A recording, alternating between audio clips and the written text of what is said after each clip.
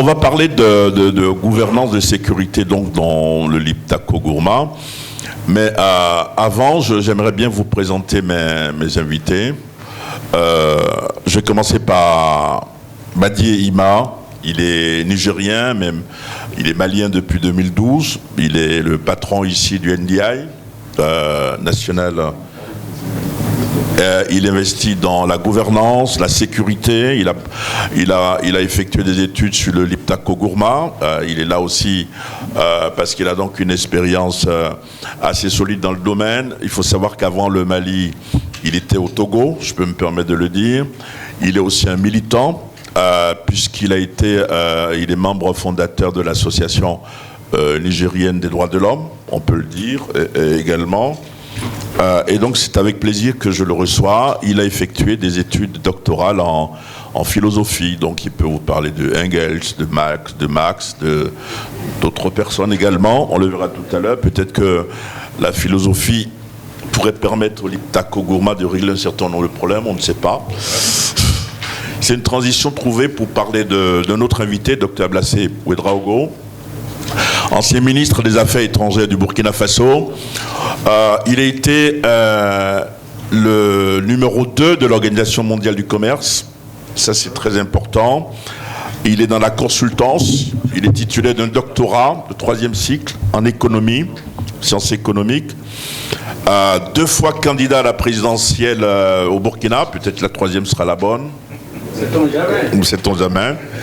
Il a bourlingué pour la paix, la sécurité. Il a fait le Madagascar, notamment. Il a fait le Tchad, le Soudan, je me souviens. Le Darfour également, le Sud-Soudan.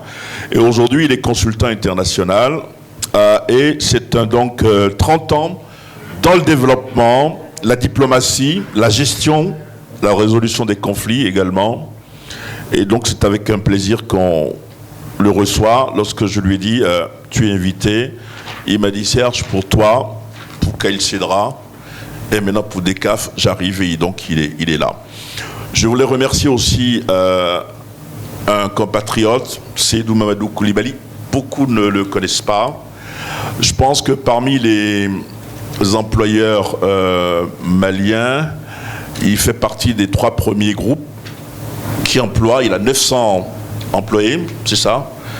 Il est présent dans 26 pays. On peut citer notamment le Mali, le Burkina, la Côte d'Ivoire, le Tchad, le Togo, la Guinée, le Niger, la RDC, notamment. C'est un homme d'affaires. Il est vice-président du patronat au Mali, mais également il est le président de Sira Holding, c'est son groupe, le nom de son groupe, et il est ingénieur en génie civil hydraulique. Donc, il peut nous parler le regard d'un homme d'affaires qui investit dans près d'une trentaine de pays sur la situation dans le Liptako. C'était quelque chose qui me paraissait intéressant, et voilà pourquoi il est là. J'ai dit tout à l'heure qu'il était présent dans une trentaine de pays, mais il faut préciser, pas seulement en Afrique de l'Ouest, mais également en Afrique centrale, australe. Hein. Donc voilà. Et puis, en termes de trophées, c'est un... J'aimerais bien rappeler ça parce que ça m'a frappé. Il est lauréat d'un trophée, plusieurs trophées, notamment celui des meilleurs entrepreneurs du Mali qui a été décerné aux bâtisseurs du 21e siècle. Il a reçu des prix, CEDEAO, UEMOA, j'aurais pu dire la même chose de vous également. Donc voilà, mes invités présentés. Gouvernance de la sécurité dans la région des 3 frontières. Mali, Niger, Burkina Faso. Vous avez au total, dans ces 3 pays, environ 60 à 61 millions d'habitants. La zone, c'est dans le Sahel, c'est très important pour camper le décor. La situation du Liptako-Gourma, c'est où on peut dire qu'on partirait du sud-ouest du Niger et la zone s'étend jusqu'au Burkina et au Mali. Ce sont des zones enclavées, donc un pays de Sahel, zone enclavée, ça me semble important de le souligner. La superficie totale de cette zone du Liptako est moins de 500 km². En revanche, il faut savoir que les trois pays couvrent quand même près de 3 millions de km². Pour être plus précis, je dirais 2 751 000 km². Et dans le Liptako, vous avez à peu près la moitié des populations des trois pays qui vivent dans le Liptako-Gourma. Donc il y a une des villes frontières, c'est important également. Et puis voilà, je voulais donner deux autres chiffres, si vous me permettez, dans cette zone des trois frontières. Sur 3 jeunes dans cette zone, 2 ont moins de 18 ans. Donc c'est important aussi. Alors la première question sera simple. Pourquoi aujourd'hui le Liptako-Gourma est considéré comme un carreau de feu placé dans le ventre du Sahel? J'aimerais commencer par le ministre Ablassé Ouédraogo. Pourquoi? Vous avez un micro, baladeur. Pourquoi, à votre avis? Pourquoi la zone des trois frontières est considérée comme un carreau de feu placé dans le ventre du Sahel? Merci beaucoup, le modérateur Serge. Avant toute chose, je voudrais très humblement féliciter les initiateurs de ce forum, féliciter le groupe CAICEDRA, qui est un think tank, et ils ont deux mots qui me conviennent bien, indépendant et panafricain. En fait, c'est ma nature comme ça. Au Burkina, on dit que je suis incontrôlable. C'est bien, parce que vous dites ce que vous pensez, c'est votre façon de contribuer. C'est pour cela que je voudrais remercier tous les partenaires qui soutiennent des think tanks comme ça, parce qu'ils aident à créer des idées et des solutions pour résoudre des problèmes aussi importants que la sécurité, le développement, le vivre ensemble. C'est très très important. Je suis donc très heureux d'avoir été invité à ce panel et je vais essayer de mon mieux d'apporter ce que je sais après près de 35 ans d'expérience à travers le monde. Le format me convient bien. J'espère qu'on aura des questions directement du public. Alors, si on revient au contexte qui nous est soumis, à savoir pourquoi c'est la région du Liptako-Gourma qui est dans le feu. Un carreau de feu placé dans le ventre du Sahel. Dans le ventre du Sahel. C'est tout simplement parce que les trois pays, et Serge a bien décrit comment ces pays sont agencés, se trouve malheureusement à un carrefour qui convient au développement des activités de terrorisme. C'est pour cela que le feu ne peut que avoir beaucoup de développement dans ces trois pays-là. Et je pense que nos pays n'ont pas attendu aujourd'hui pour souligner l'importance du Liptako-Gourma. Souvenons-nous que en 1970, le 3 décembre. Le 3 décembre 1970, avait été créée l'autorité de développement intégré des pays du Liptako-Gourma. Et le premier secrétaire exécutif d'ailleurs était un fils du Mali, paix à son âme, Sir Mathieu Samaké, avec l'appui des Nations Unies, le PNUD, la CEA. On a compris l'importance donc de la zone là depuis cette époque. Malheureusement, et je le dis avec force, on ne s'est pas occupé d'aider cette structure-là à se développer. Et je vous fais une confession. Pour préparer donc ce panel, je suis allé au siège de l'ALG, l'autorité du Liptako-Gourma, qui est à Ouaga. Et quand ils m'ont fait la présentation de la situation, c'est dommage qu'on ne se soit pas servi de cette structure-là avant de créer d'autres structures. Parce que les objectifs, c'était exactement de régler les problèmes de développement et de s'attaquer aux questions de sécurité. Aujourd'hui, c'est une structure que j'allais qualifier de moribonde parce qu'ils n'ont pas les moyens.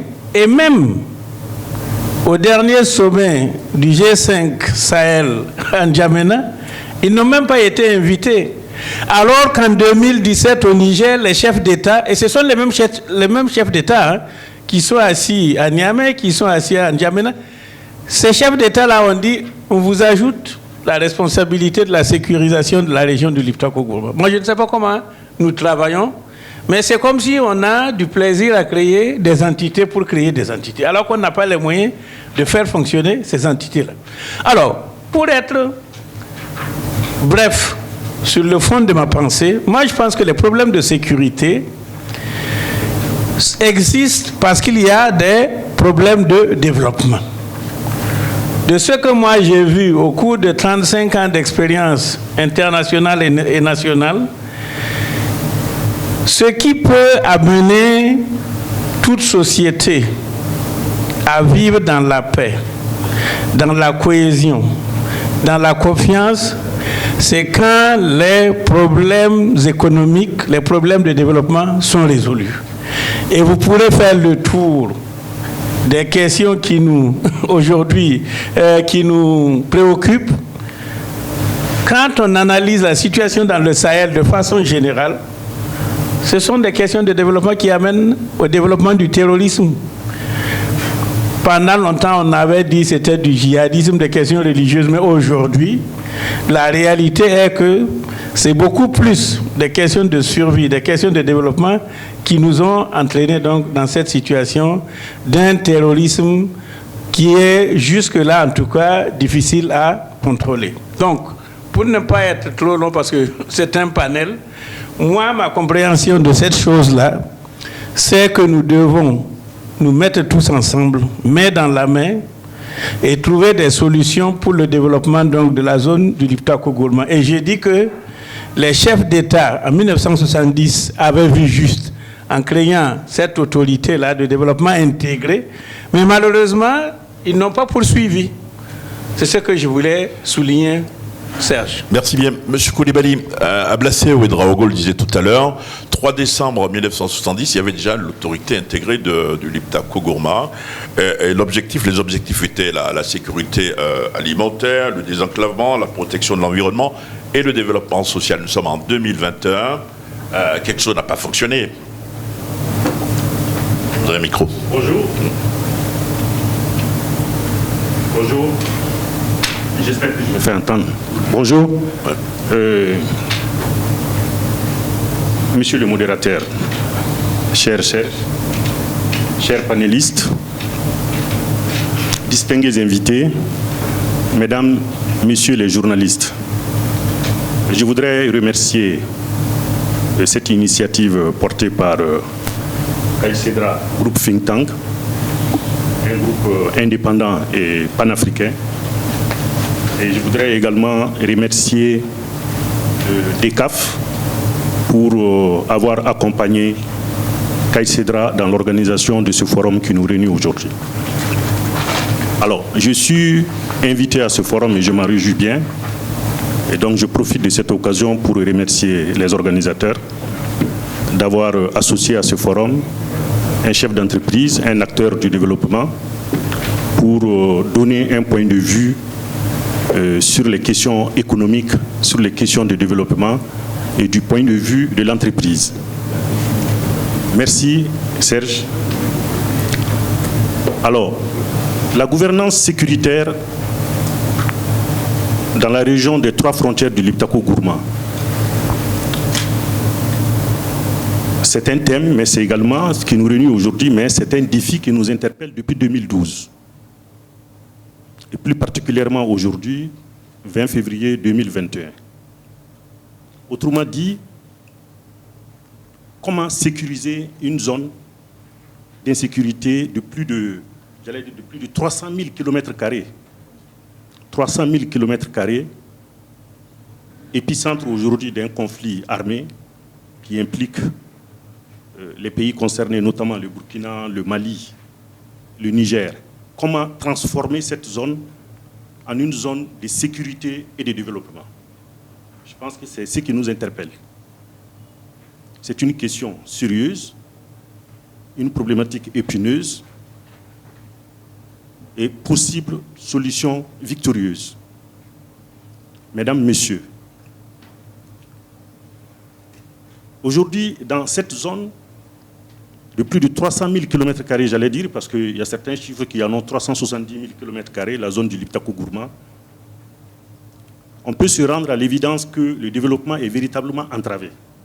Entravé depuis très longtemps. Et d'ailleurs, c'est parce que c'est une zone de grande production, c'est une zone d'agriculture par excellence, c'est une zone d'élevage par excellence, et c'est une zone où, en tout cas la partie qui concerne le Mali, le centre du Mali, c'est une zone également où l'industrie touristique était florissante. Et aujourd'hui, toutes ces activités économiques locales sont entravées dans la zone. Donc, ce qui a suscité également cette crise sécuritaire qui nous réunit aujourd'hui. En tant qu'acteur du développement, acteur économique, chef d'entreprise, je voudrais vous dire que la sécurité précède le développement. La sécurité participe également au développement. La sécurité prépare le développement. Elle est le premier facteur du développement. Et la sécurité est donc au cœur de tout développement. Donc sans sécurité, il n'y a pas de développement. Et aujourd'hui, ce dont cette zone souffre aujourd'hui, c'est des questions de sécurité.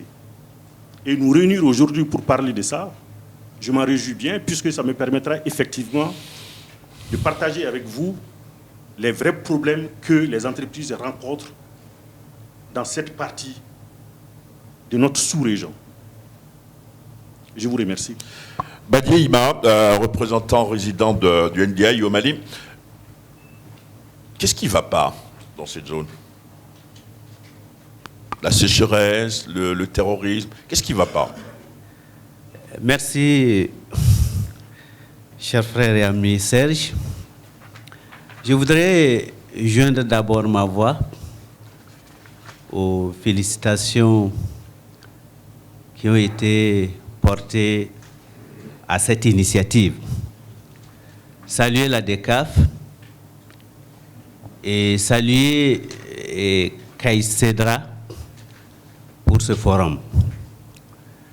Le NDI a déjà été partenaire de la DECAF dans la première phase du programme, qui a été une phase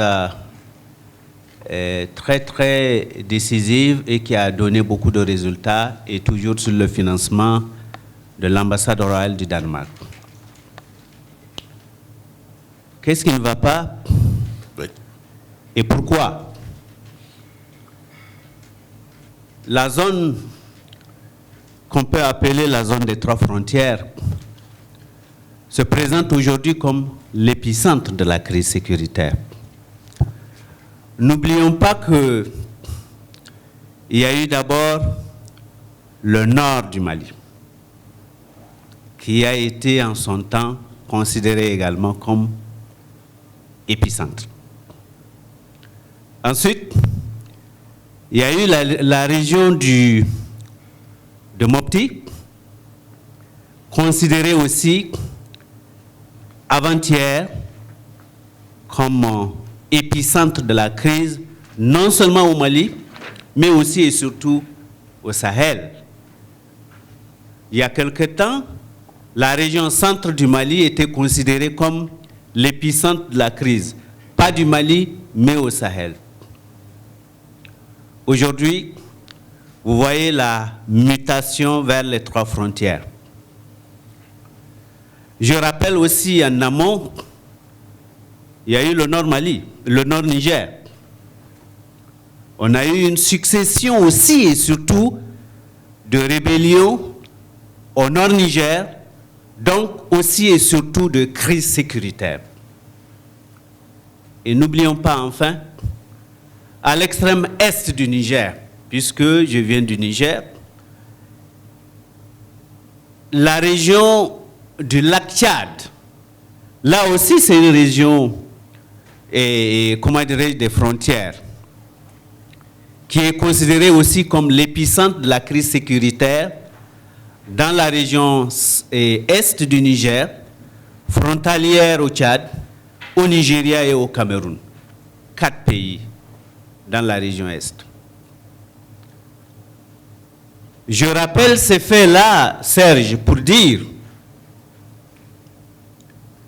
que les États africains sont des États fragiles ou des États qui ont failli. Et je pèse mes mots et je peux m'expliquer.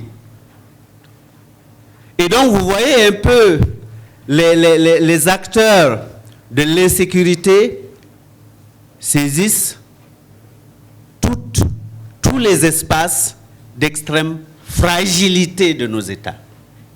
D'abord des États fragiles et ensuite des zones à l'intérieur d'États fragiles, plus fragiles que les autres zones. Et il y a du vide. Et le vide, la nature, comme on dit, a horreur du vide. Les frontières poreuses, par exemple. Poreuses. Je vais prendre 2 exemples pour caractériser ce que je viens tantôt de dire. Je connais bien la région de Tillabéri parce que c'est ma région d'origine. Et encore, la région de Tillabéri, c'était la région de mon premier poste quand j'ai intégré la fonction publique nigérienne comme professeur en 1985.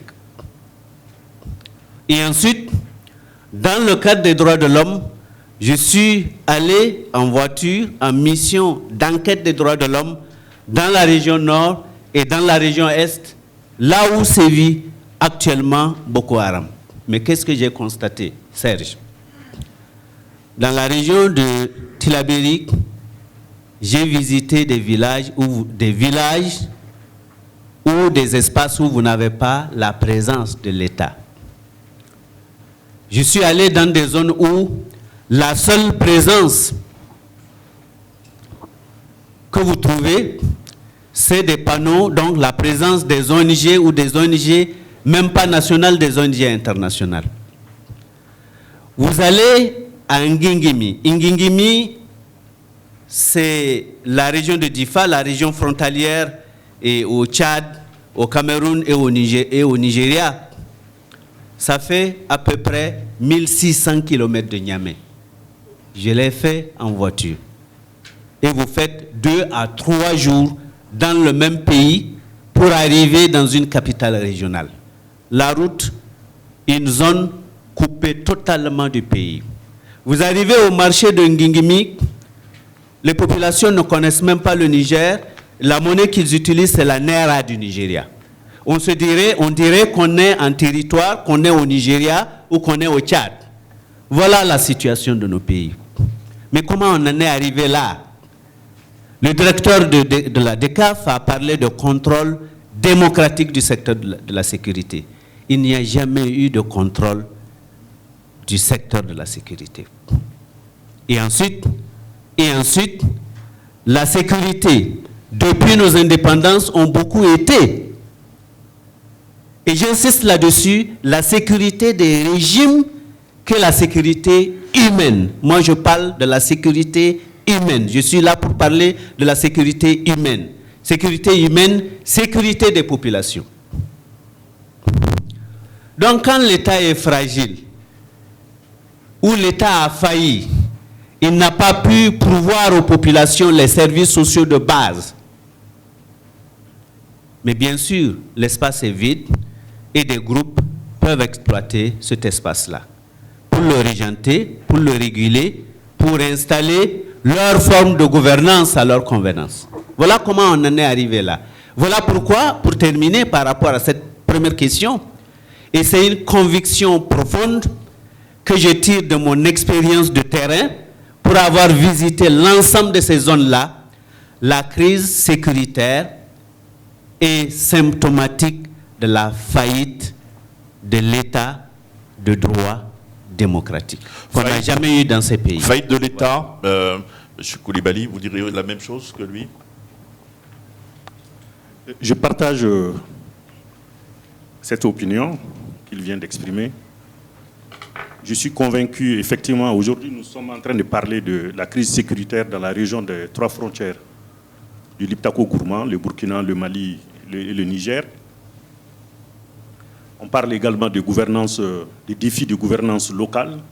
On parle des défis de gouvernance de développement, des défis de gouvernance sécuritaire. Mais je pense que le vrai problème, si je dois vous dire le fond de ma pensée, c'est qu'il y a un problème de gouvernance politique d'abord. Et je pense que la gouvernance politique précède la gouvernance sécuritaire. Et sans gouvernance politique exemplaire, vertueuse, responsable, il ne peut pas y avoir de gouvernance sécuritaire. Donc, je pense qu'on aura l'occasion d'en parler. Au lieu de nous occuper des effets, de traiter les effets, on doit traiter d'abord les causes profondes. Et les causes profondes, c'est la gouvernance politique. Parce qu'on peut, pour rappel, la crise que nous vivons au Mali depuis 2012 est essentiellement liée à la situation de guerre civile en Libye. Parce que lorsque, dans les années 1991, il y a eu la chute du régime de Kadhafi, les milices, les bandes armées se sont emparées des arsenaux militaires libyens et se sont dirigés vers le Sahel. Et comme Serge le disait, nos frontières sont poreuses, j'allais dire. Et c'est donc, c'est parce que ces frontières sont poreuses que ces groupes armés sont venus s'installer sur une partie du territoire du Mali en 2012, avec armes et bagages. Et depuis, ces groupes font subir des exactions, des insurrections, des attaques armées, des menaces terroristes. Et ils ont installé le Mali dans un conflit armé durablement. C'est ce que nous constatons aujourd'hui. Donc, cette crise sécuritaire, je pense que pour la traiter, je pense qu'on doit remonter d'abord à la gouvernance politique. Parce que la gouvernance politique, c'est avec ce levier qu'on peut véritablement régler les autres défis de gouvernement, des défis de développement, des défis de gouvernance locale et des défis de gouvernance sécuritaire. Donc franchement, je partage tout à fait votre opinion et j'espère qu'on aura l'occasion d'en parler davantage. Merci bien. Ablassé, Ouedraogo, qui piaffe d'impatience. Oui, non, en fait, je voudrais simplement attirer l'attention des participants et des collègues panélistes sur une chose qui est fondamentale. Quelle est la caractéristique actuelle de l'insécurité dans la région? Elle est transnationale. Et si on accepte qu'elle est transnationale, on ne peut que rechercher des solutions intégrées pour pouvoir résoudre. Solutions intégrées en matière de gouvernance politique, en matière de développement et en matière même de lutte contre l'insécurité. Tout simplement parce que, au jour d'aujourd'hui, les régions sont liées. Les frontières sont interétatiques. C'est-à-dire que, comme l'a si bien dit Koulibaly, il faut qu'au niveau de la gouvernance politique, il y ait des performances qui puissent entraîner des conséquences positives sur la situation globale. Nous avons beau organiser des réunions, nous avons beau amener des plans d'action, tant que nous n'allons pas nous concentrer de façon intégrée, il sera difficile. Et je prends une illustration. Le G5 Sahel s'est réuni, c'était mardi et mercredi à N'Djamena. Au sortir de ce sommet, le Tchad va envoyer 1200 soldats dans la zone. Les 3 frontières, oui. Oui, les 3 frontières pour renforcer les capacités déjà fournies par la France. Ça veut dire quoi? Les Tchadiens vont envoyer des soldats qui seront payés, qui auront des équipements. Bon, écoutez, il faut qu'on sache ce qu'on veut. Si on ne cherche pas les solutions par le dialogue, si c'est par la force, par la guerre, nous en avons pour, j'allais dire, des siècles. C'est pour cela que j'ai dit et j'insiste sur la nécessité d'adopter des solutions intégrées, d'avoir une démarche intégrée pour s'attaquer donc au problème. Et je suis tout à fait d'accord. Vous ne pouvez pas faire du développement s'il n'y a pas de sécurité. Vous ne pouvez pas faire de stabilité dans un pays s'il n'y a pas de sécurité. Vous ne pouvez pas faire de paix dans un pays s'il n'y a pas de sécurité. Donc, je conclus que la sécurité, c'est le début et la fin de la vie de l'homme. Alors, gouvernance de sécurité, gouvernance démocratique, mais pourquoi alors, ma question s'adresse à à l'ami Badié, pourquoi les populations ne sanctionnent pas les autorités. Il y a eu des élections au Burkina, le président Roch a été réélu. Je ne voulais pas le dire, mais Ablassé Ouedraogo a été le félicité tout de suite. Ici, on avait un président qui s'appelle Ibrahim Boubacar Keïta. Il avait été réélu, il y a eu un coup d'État.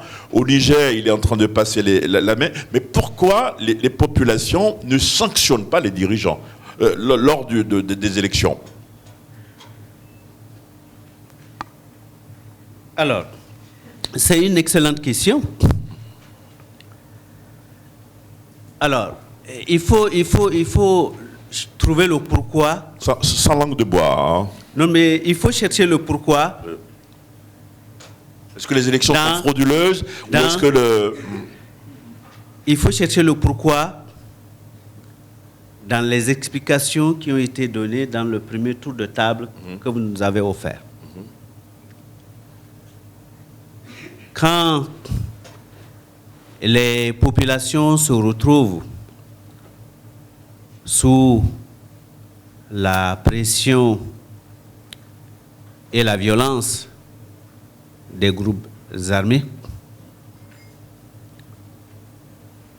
et vous constatez, dans la région de Tillabéri en tout cas, il y a un état d'urgence presque permanent, Serge, où les populations, et toute cette zone-là, je la connais, où les populations, à ce jour, à l'instant où nous sommes en train de parler, n'ont pas la possibilité de la mobilité pour mener les activités socio-économiques. Quand pendant la saison hivernale, la seule période, très courte d'ailleurs, au cours de laquelle les paysans ont la possibilité ou ont l'opportunité de mener des cultures pour produire de quoi ils vont vivre pendant les 9 mois restants de l'année. Quand l'absence des services sociaux de base, les fondamentaux comme l'accès à l'eau, l'accès aux services de santé ne sont pas là. Quand vous prenez, je prends un autre exemple, un parallèle, dans les missions des droits de l'homme, je suis allé de Niamey jusqu'à Agadez, c'est presque la même distance que Niamey-Difa, où vous voyez à partir de Tawa à Agadez, c'est près de 600 km, vous ne voyez pas d'école, vous voyez rarement des points d'eau, mais ce que vous voyez sur 600 km, c'est pratiquement des jeunes enfants, ados d'âne, qui font 50 km pour aller chercher l'eau de boisson. Ça veut dire qu'ils ne sont pas à l'école. Oui, mais la population paupérisée devient un bétail électoral. Et on a vu récemment au Niger les élections du premier tour.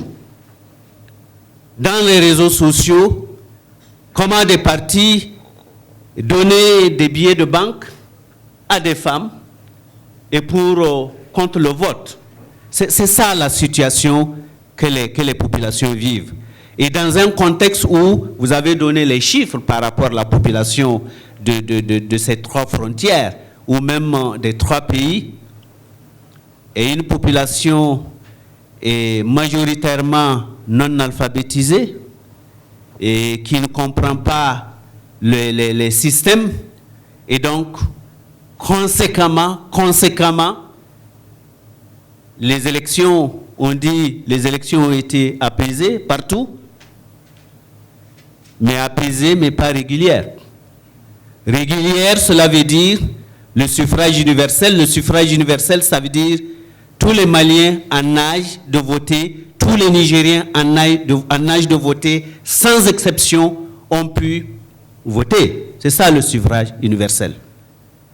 Égal et équitable quand les moyens de l'État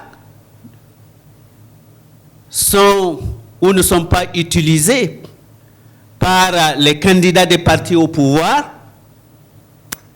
équitable quand pas équitable quand l'argent est monnayé contre le vote, vous n'avez pas d'élection propre. Et je pense que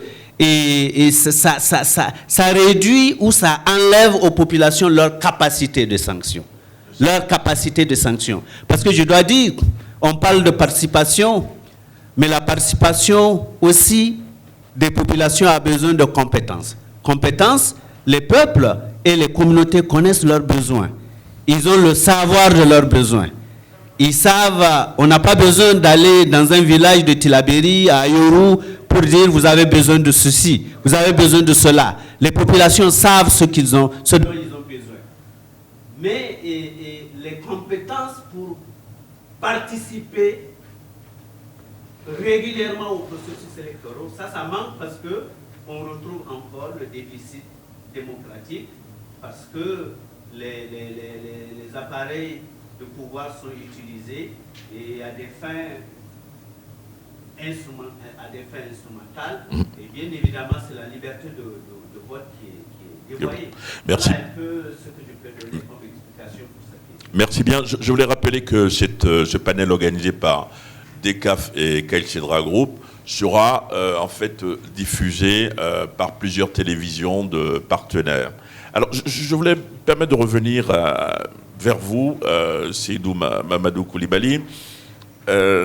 Finalement, problème de gouvernance, de sécurité dans l'Iptako-Gourma, on peut parler de problème de légitimité de certains dirigeants. J'espère que ça ne va pas nuire à vos affaires. Certainement pas. Bien. Vous savez, la gouvernance politique, comme nous l'avons souligné, elle est au-dessus et elle précède encore une fois la gouvernance sécuritaire.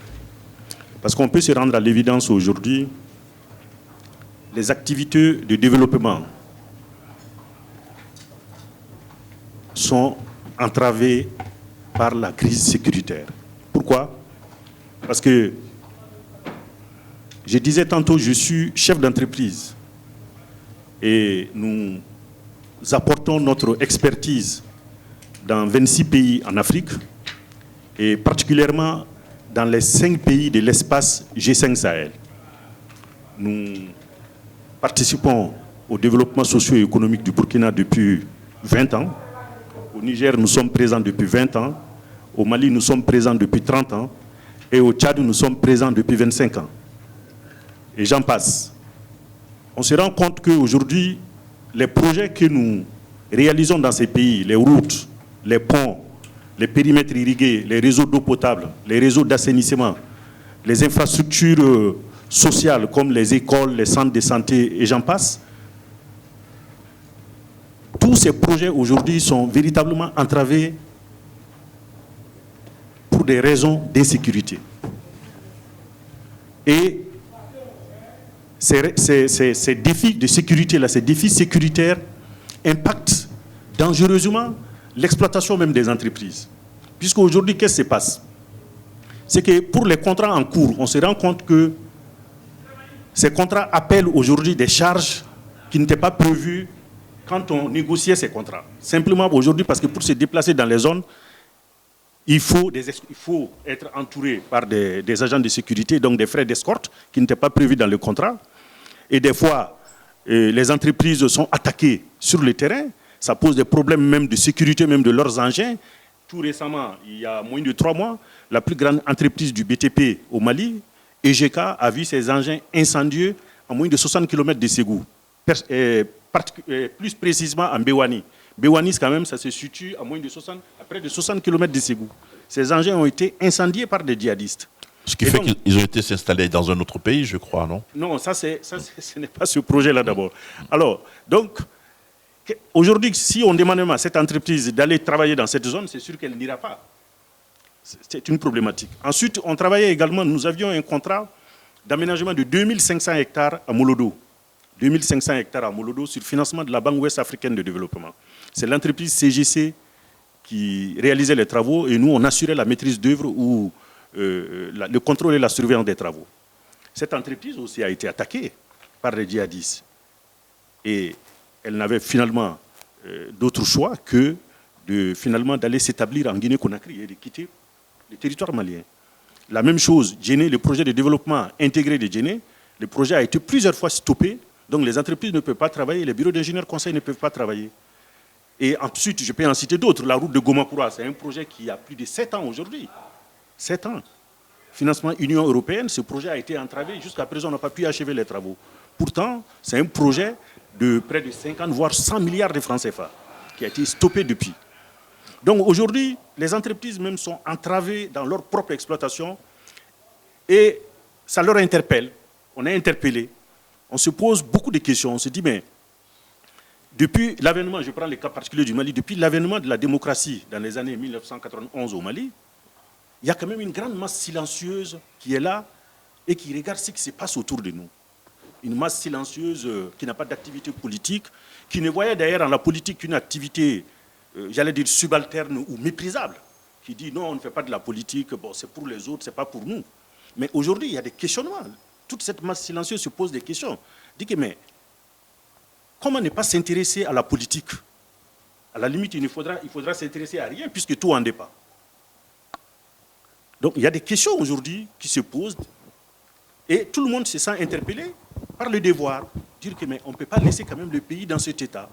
Parce qu'on estime aussi que nous sommes convaincus que renoncer à faire de la politique à un moment donné, c'est renoncer à une part de notre pouvoir. Et ce qui est tout à fait dangereux, et même à une part de nos responsabilités, ce qui peut même être condamnable. Donc voilà des questions aujourd'hui qui se posent, toute cette masse silencieuse qui a observé depuis 30 ans ce qui se passe au Mali. À l'heure du bilan, on se rend compte que depuis l'avènement du mouvement démocratique dans les années 1991 à ce jour, le Mali a perdu énormément de choses. Et le Mali a perdu d'abord ses valeurs morales. Le Mali a perdu son développement, le Mali a perdu son économie, le Mali a perdu sa sécurité. Le Mali est menacé même dans son intégrité territoriale. Donc le Mali a perdu le diagnostic. Je pense qu'on le partage tous. Je ne vais pas m'attarder là-dessus. Donc voilà, c'est des problématiques. C'est ça. Et on a dit, qu'est-ce qu'on fait? Est-ce qu'on reste indifférent à ça? Est-ce qu'on va faire le saut pour venir aussi conforter cette classe politique et travailler ensemble pour un Mali nouveau, pour l'avènement d'un Mali nouveau et pour le renouveau du Mali? Donc c'est des questions aujourd'hui qui se posent. Donc je veux dire que la population n'est pas insensible aujourd'hui. Toute cette masse silencieuse n'est pas insensible aujourd'hui aux défis qui sont les nôtres. Il y a des réflexions en cours et nous pensions aujourd'hui que si nous voulons véritablement changer de cap dans ces pays, si nous voulons véritablement faire en sorte qu'on puisse vaincre cette fatalité, qu'on puisse renverser cette tendance, il va de soi que le pays soit géré autrement, soit gouverné autrement. Et gouverner autrement, ça veut dire qu'il faut installer dans ce pays une gouvernance vertueuse, une gouvernance exemplaire et une gouvernance responsable. Et je pense que c'est le prix à payer. Et une fois ce levier pris, je pense que tous les autres vont suivre. Parce qu'il ne peut pas y avoir de développement sans gouvernance politique vertueuse. Il ne peut pas y avoir de sécurité non plus sans gouvernance politique. Tout est lié à la limite. Mais on ne peut pas dire qu'on va régler les problèmes de sécurité, les problèmes de développement, les problèmes de gouvernance locale, sans régler les problèmes de gouvernance politique.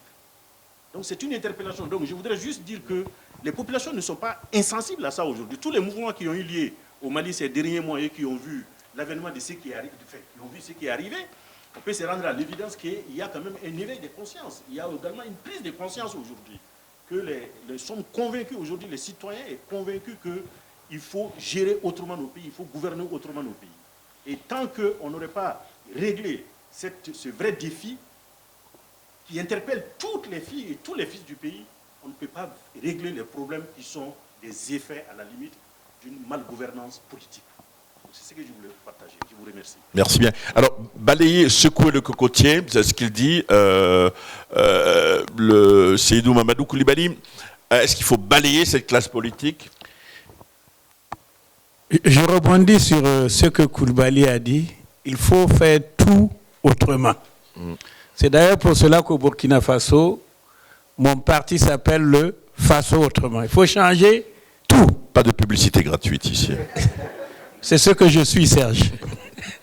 Alors, je vais rebondir sur ce qu'ils ont dit. Allez-y. Je prends très rapidement par rapport à l'expansion de l'insécurité. les acteurs de l'insécurité, ceux qui gouvernent l'insécurité, font leur recrutement dans les zones pauvres. C'est pour cela qu'il faut corriger les choses. Il faut très vite intégrer les zones qui ne sont pas prises en compte dans les programmes de développement de nos pays là, dans des programmes effectifs de développement. Parce que c'est pour cela qu'ils ont la main d'œuvre, ils ont j'allais dire des guerriers. Pour revenir sur la gouvernance politique, je crois qu'il a tout dit.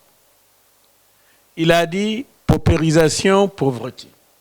Il a parlé de bétail électoral et il a dit que la population n'était pas alphabétisée et dit qu'il n'y avait pas d'élection équitable. Le président Chirac a dit, de son vivant, que les Africains n'étaient pas prêts pour la démocratie. Il y a eu un lever de bouclier.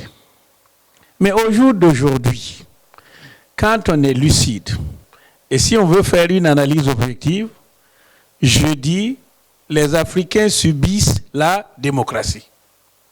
Et j'explique. Je suis allé 2 fois à la compétition électorale pour la présidence du Burkina Faso. C'est une question d'argent. Et moi, j'ai vécu pendant les dernières campagnes, dans les villages profonds du Burkina. On dit, président Ablassé, vous avez de bonnes idées, nous savons que vous êtes capable, vous avez la compétence, mais vous ne nous donnez pas de l'argent pour manger. Voilà comment les choses se règlent. L'argent, là. Pourquoi les gens courent derrière l'argent? C'est parce qu'il y a la pauvreté, il y a la misère. Et j'ai dit que les Africains subissent la démocratie aujourd'hui. Nous ne contrôlons rien. Si vous voulez être dirigeant au plus haut niveau, amassez le maximum de milliards et allez distribuer, les gens vont voter pour vous. Aussi simple que ça. J'en profite d'ailleurs de la présence de l'ambassadeur du Danemark. Quand le Burkina Faso essayait d'organiser des élections démocratiques, j'étais au gouvernement en 1996, nous n'avions même pas d'urne. C'est l'ambassade du Danemark au Ghana qui nous a emprunté les urnes qu'on avait utilisées pour le gouvernement ghanéen. Et c'est comme ça que nous avions organisé les élections de 1996. C'est pour vous dire que tant qu'on n'a pas résolu le problème de développement, tant qu'on n'a pas réglé les problèmes économiques, la gouvernance politique là ne sera qu'un leurre. Et j'ai dit avec insistance, Serge, les Africains subissent la démocratie, ils ne participent pas à la démocratie. Et ça revient à ce qu'il a dit.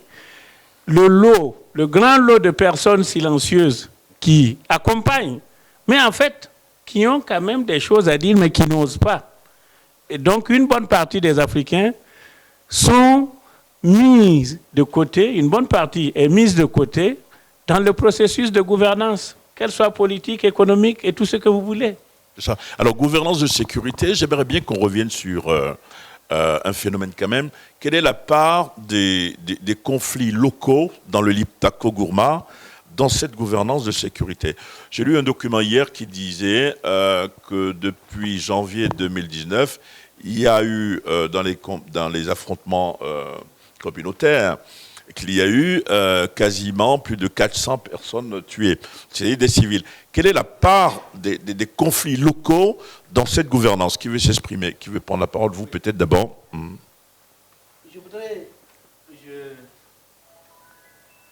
J'espère que vous êtes contenté par les réponses du ministre et de M. Koulibaly par rapport à la question de la légitimité démocratique. Vous voulez revenir là-dessus, c'est ça? Je voudrais vraiment dire un mot là-dessus. Allons-y. Alors, mais j'avais commencé par vous, en fait. Même si M. Koulibaly n'a pas utilisé le mot ou l'expression illégitimité démocratique, mais toute la démonstration qu'il a donnée dit qu'il faut une gouvernance vertueuse. Ça veut dire que la gouvernance n'est pas vertueuse en ce moment. Mais c'est quoi la légitimité démocratique? Alors, quand bien même on sait les conditions dans lesquelles les dirigeants arrivent au pouvoir, ça peut se discuter Et d'un pays à l'autre, on peut dire que les élections ont été apaisées, les élections ont été globalement acceptables.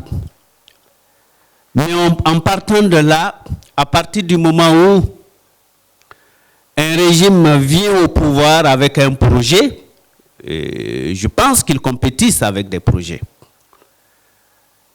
Et le ministre Ablassé venait tantôt de parler de son projet. Mais il n'y a jamais de légitimité démocratique quand, même après une élection normale, vous prenez l'ensemble des 30 articles de la Déclaration universelle des droits de l'homme, consacrent près de 30 droits durs. Je prends 2 ou 3. Quand, par exemple, l'État n'est pas en mesure d'assurer aux citoyens le droit d'aller et de venir entre Sévaré et Tombouctou, entre Sévaré et Gao, ou entre Tillabéri et Ayoru, ou entre Ngingimi et Difa, c'est déjà le début du déficit de la légitimité démocratique. Quand l'accès à l'éducation n'est pas effectif, et tout le monde sait aujourd'hui dans cette salle, depuis presque 15 ans ou 20 ans, les systèmes éducatifs sont décimés. Si les systèmes éducatifs sont décimés, vous avez quel citoyen pour être quel acteur du système démocratique? Prenez l'exemple des examens scolaires. Quand on proclame les résultats des examens du bac ou du DEF, on vous dit qu'il y a 30% ou 25% de réussite, ça ne dit rien à personne, mais 25% de réussite, mais cela veut dire que près de 115% des enfants probablement vont sortir du système éducatif. Et s'ils sortent du système éducatif, ils vont où? Ils n'ont pas eu la formation qu'il faut, ils ne pourront pas avoir une formation professionnelle, donc par voie de conséquence, ils ne peuvent pas légitimement prétendre à l'emploi. Ils vont où? Est-ce que la société se pose des questions? Où vont rentrer l'année suivante les 115% des enfants qui ne sont pas admis ou qui sont renvoyés? Ça, c'est des questions. Alors, à partir du moment où l'ensemble de ces droits durs-là sont ineffectifs, quelles que soient les conditions dans lesquelles vous êtes élu, même si vous êtes élu à 115%, il y a une rupture de la légitimité démocratique. La légitimité démocratique, c'est la capacité pour un régime d'avoir un projet de société, un programme qui puisse lui permettre de répondre à l'ensemble de ses droits. J'ai donné quelques exemples. Alors, bien sûr, et toute la question tourne tout autour de la gouvernance. Et vous voyez, à mesure que les poches de l'insécurité s'élargissent, on va de violation en violation. Et vous constatez, je donne un exemple, c'est récent. Il y a près de 102 personnes qui ont disparu dans la région de Tillabéri. Et des enquêtes de la Commission nationale des droits de l'homme, c'est une enquête récente. L'enquête a révélé près de 6 charniers. Alors, il faut aussi et surtout, et le ministre Ablassé a rappelé la décision à N'Djamena, près d'1 millier de soldats tchadiens, le tout sécuritaire a fini de montrer ou de démontrer son efficacité. On va reparler de ça si on revenait aux conflits locaux, mais vous gardez la parole, oui. La part des conflits locaux dans le défi sécuritaire, dans le Liptako. Alors, on s'est posé des questions quand il y a eu les affrontements communautaires au centre du Mali. Mais pourquoi ces conflits pour des communautés qui vivaient depuis un siècle dans la complémentarité et dans la cohésion sociale? Et on peut poser la même question dans la région ouest du Niger, la région de Tillabéri, les conflits communautaires. Mais la part, elle est la suivante. La part, c'est que aujourd'hui, l'extrémisme et les acteurs de l'extrémisme sont des acteurs issus de la communauté. Ce n'est plus exogène. Même si par ailleurs on sait qu'il y a l'antenne internationale, je ne sais pas comment on peut, si on peut l'appeler l'international djihadiste ou terroriste, avec ses affiliations locales aujourd'hui, ce qu'on constate. Le constat, il est là, il crève les yeux. Au centre du Mali, dans la région de Tillabéri, dans la région des trois frontières, ce sont des nationaux qui sont enrôlés dans ces mouvements-là. Et donc, bien sûr, à partir du moment où cette crise vient s'installer dans des communautés qui étaient entre la complémentarité et la conflictualité, n'oublions pas que dans la zone des trois frontières, il y a trois activités majeures, à laquelle une quatrième va s'ajouter. L'élevage, l'agriculture, la pêche et aujourd'hui l'orpaillage. Et n'oublions pas aussi, moi qui ai fait Tillabéri, je le sais, que même avant l'ouverture de la crise ouverte, il y avait déjà une crise latente avec assez souvent et de manière périodique des montées de la fièvre. Où, depuis, avant même la crise libyenne, on avait des affrontements entre agriculteurs et éleveurs dans la zone. Et pourtant, ce sont là deux activités complémentaires. L'agriculteur et l'éleveur ont toujours travaillé dans la complémentarité au sein de nos communautés. Mais avec la rareté des ressources, la surpopulation, assez peu de terres cultivables, assez peu de terres de pâturage. Oui, mais l'intolérance se développe même entre des frères qui deviennent des frères ennemis. Et donc, quand les mouvements terroristes recrutant au sein de ces communautés-là, bon, le lien est là. Le pont est juste jeté pour que ceux-là qui sont enrôlés utilisent les nouvelles forces qu'ils acquièrent pour régler les comptes locaux. Merci. Et voilà, en tout cas, entre autres explications, ce qu'on peut donner comme explication. Monsieur Mamadou, Monsieur Idou Mamadou Koulibaly, vous évitez le micro, vous allez le prendre. La part des conflits locaux dans cette gouvernance de sécurité. Vous savez, les conflits locaux ont précédé la crise de 2012. Oui. C'est ce qu'il disait tantôt. Mais ces conflits, moi, je ramène toujours à la dimension de la gouvernance politique. Oui. Parce qu'avant 2012, ça a été finalement l'année où les groupes armés sont venus d'ailleurs pour s'implanter sur le territoire du Mali. Mais avant 2012, il y avait quand même d'autres conflits entre les éleveurs, les agriculteurs, et ces conflits ont toujours été, j'allais dire, portés à la connaissance de la justice, et on a vu comment ça s'est passé. Et donc, il y avait des crises latentes, il y avait des foyers de tensions latents. On a tous vu ça venir.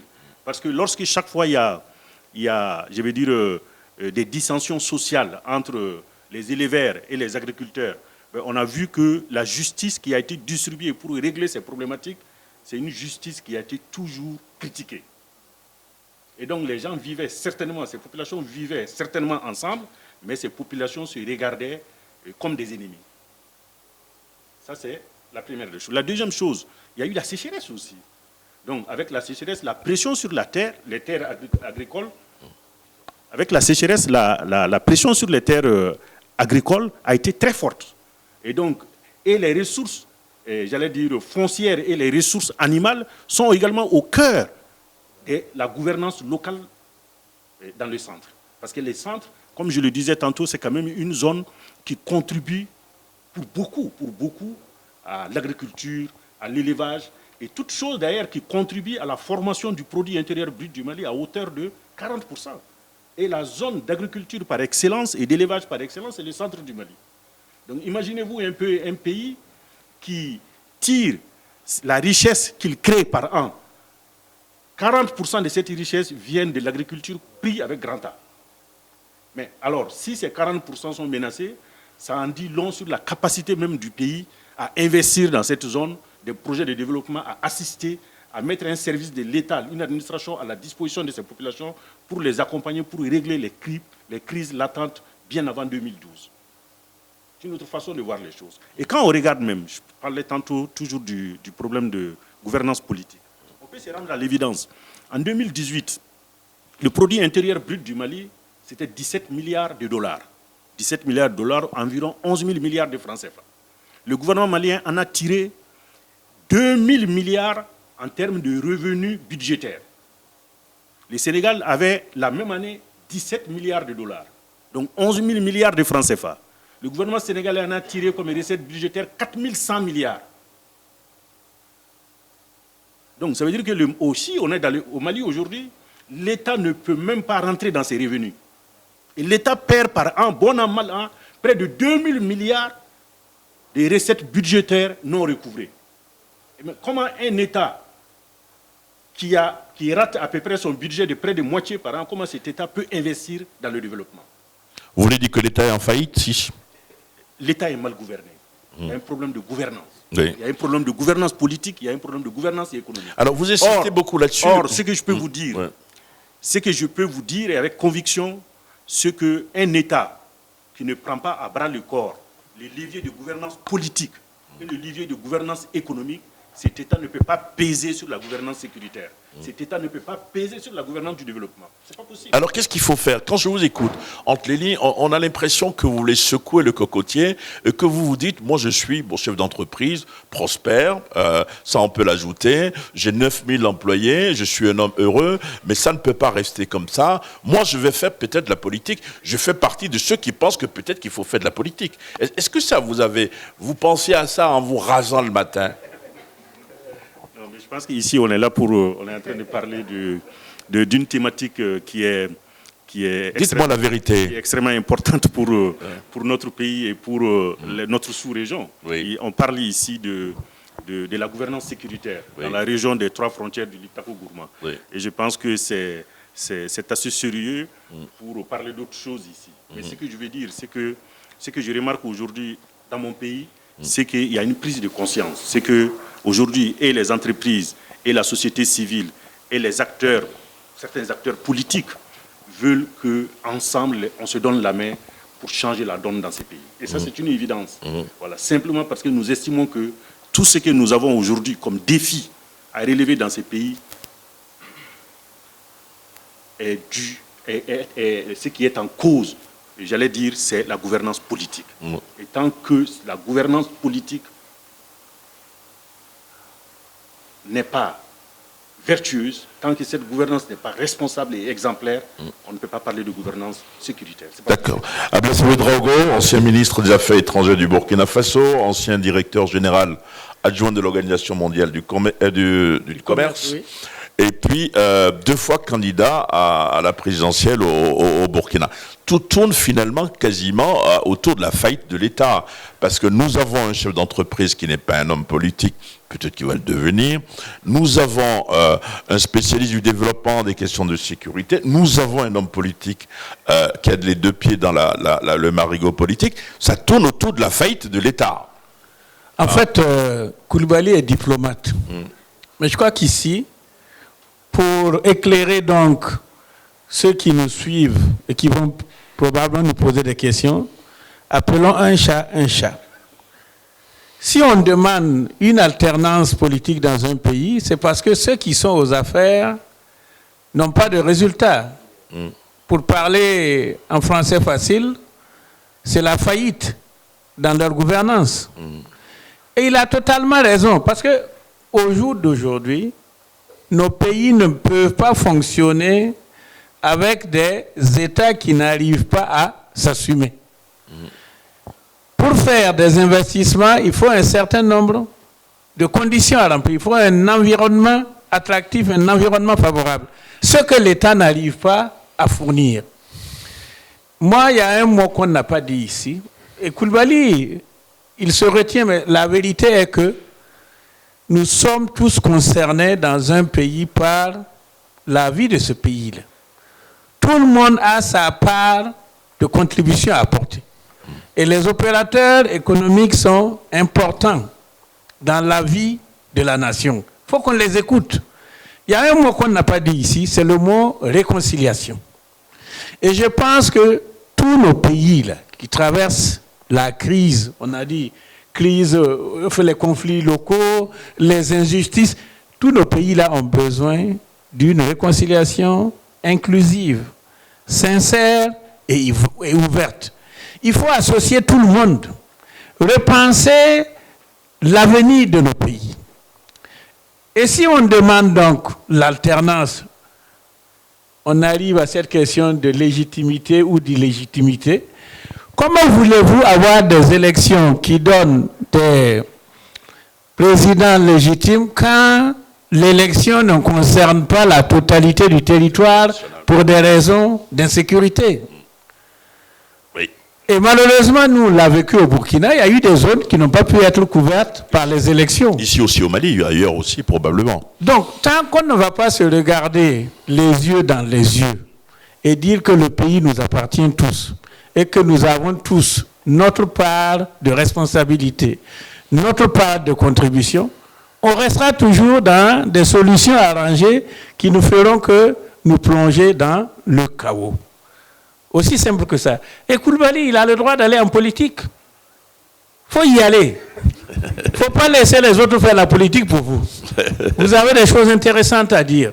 Vous êtes même meilleur que ceux qui sont aux affaires. C'est pour cela qu'on réclame l'alternance dans les pays. Ça vous donne des idées, ça, ce qu'il dit? C'est intéressant, hein, voilà. Ce que je vais faire, je vais vous passer la parole pour que vous interveniez, qui veut intervenir, qui veut poser une question, parce que vous savez, dans 30 minutes, il y aura une nouvelle respiration où on va étancher une soif avant de continuer. J'aimerais bien vous donner la parole, si vous voulez, journaliste, intervenant, monsieur l'ambassadeur du Danemark, peut-être que tout à l'heure, vous n'avez pas pu tout dire, nos partenaires du DECAF. Qui veut parler, qui veut poser une question à M.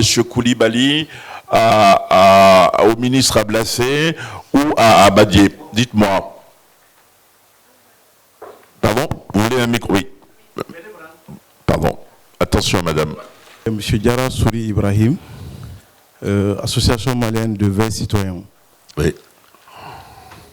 Nous remercions sincèrement cette initiative. Nous sommes très contents d'ailleurs de prendre part.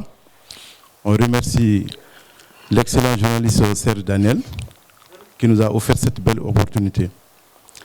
Je suis très comblé ce matin par rapport à cette activité, ce forum qui est international. Mais vous savez, je suis surpris de la marque des invités. Cela veut dire qu'on va apprendre de la plus belle manière. Je vois aussi que le débat est intéressant parce que c'est sans langue de bois.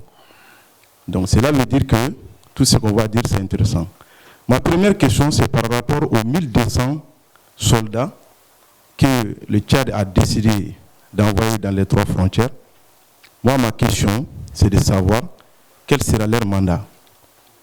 Étant donné que c'est une zone très conflictueuse, comme vous-même vous l'avez si bien dit, est-ce que ces soldats viendront encore grossir les rangs des assistants qui ne interviennent pas en cas de conflit entre les communautés? Ou bien ceux-ci auront un mandat particulier d'assister, sinon d'intervenir pour sauver, sinon sécuriser ces populations innocentes qui sont en train d'être tuées tous les jours. Donc c'est la première question. Ensuite, je suis d'accord avec ce qu'un panéliste vient de dire, la solution arrangée. La solution arrangée, c'est cette solution qui cause problème aujourd'hui dans nos pays africains. Aucun pays africain n'a le courage de solutionner un problème, mais toujours on cherche à arranger un problème pour avancer dans leur mandat.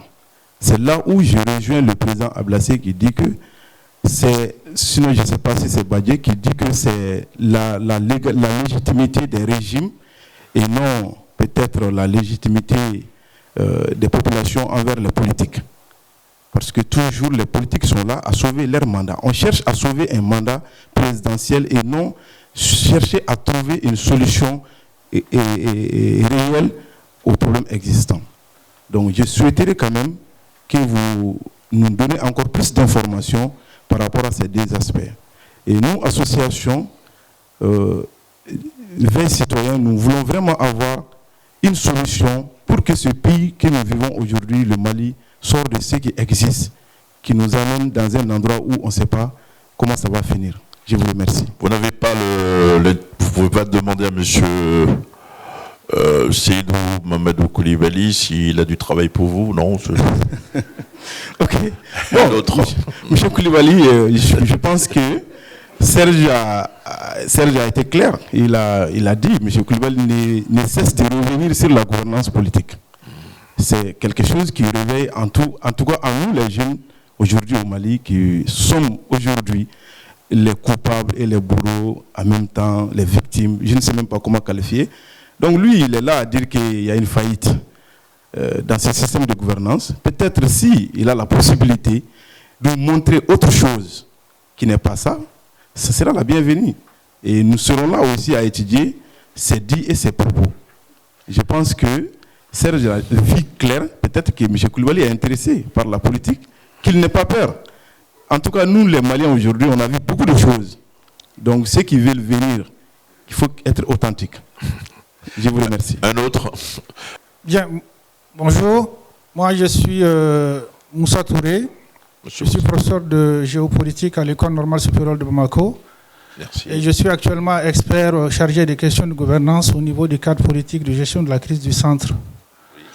Donc je profite de ce micro pour remercier l'ensemble des participants, en l'occurrence les panélistes, M. Seydou Mamadou Koulibaly, Ablassé Ouedraogo et Diadje Hima.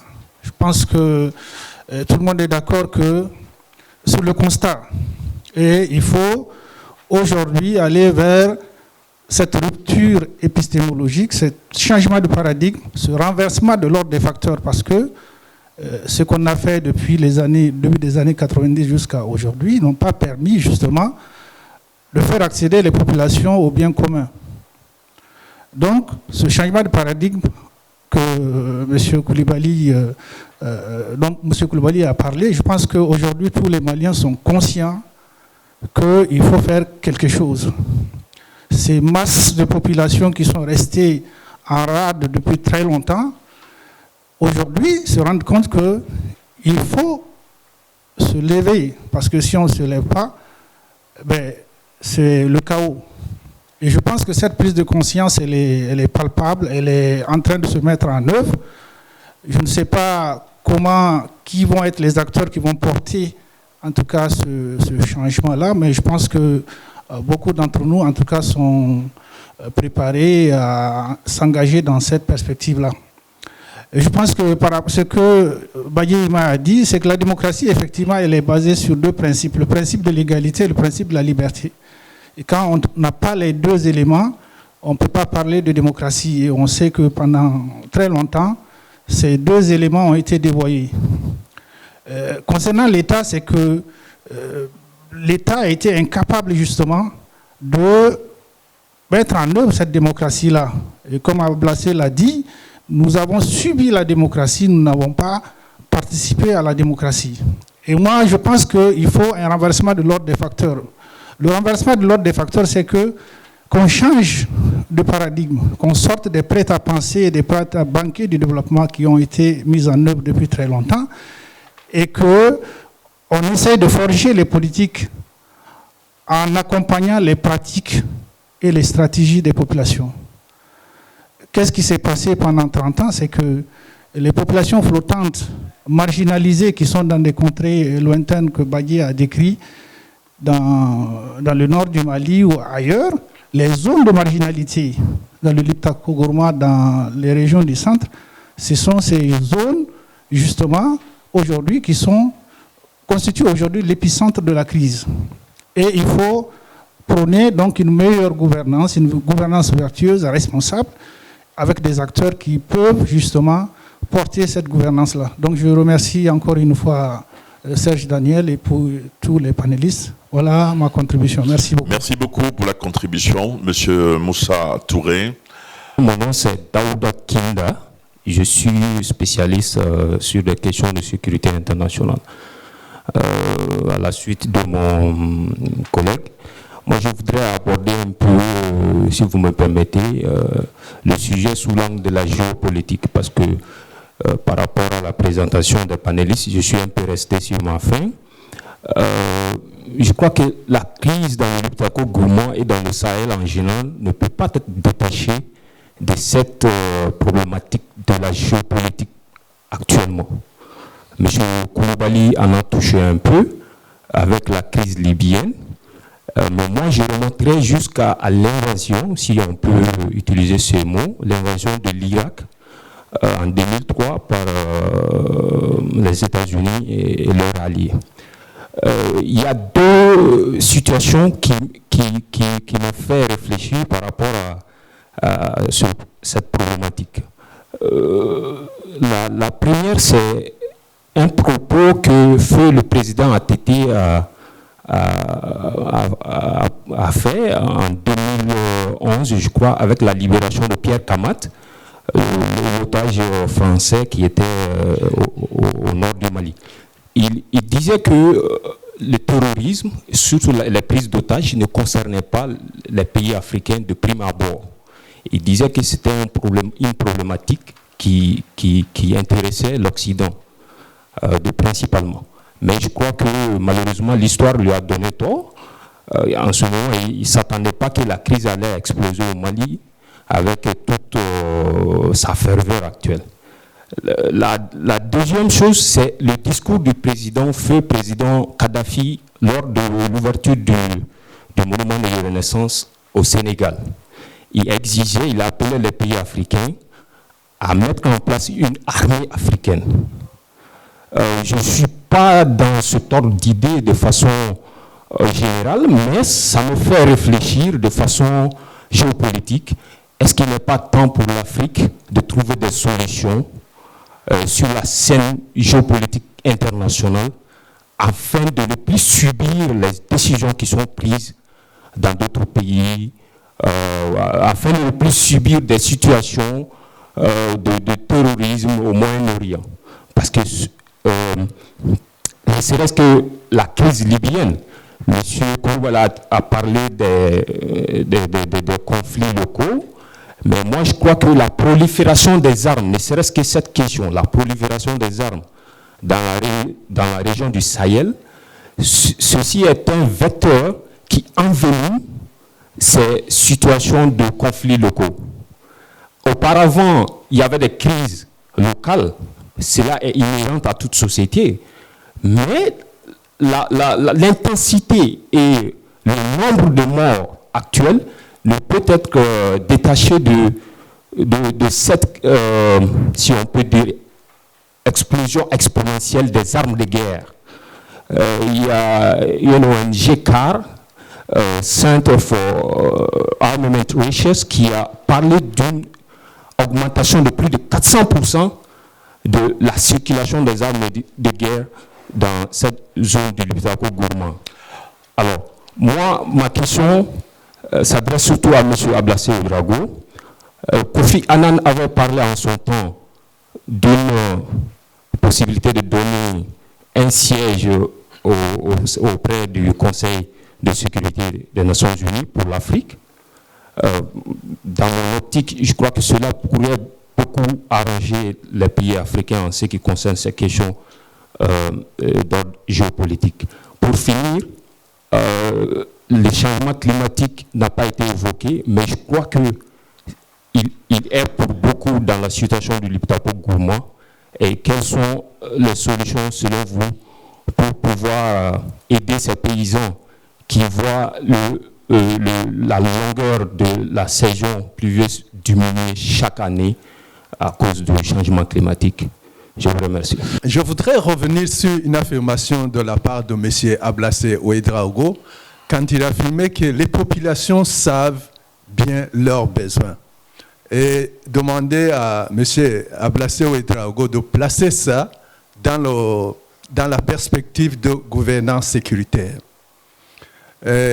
Un des principes de la gouvernance sécuritaire, c'est que la sécurité doit être définie sur base des besoins de la population.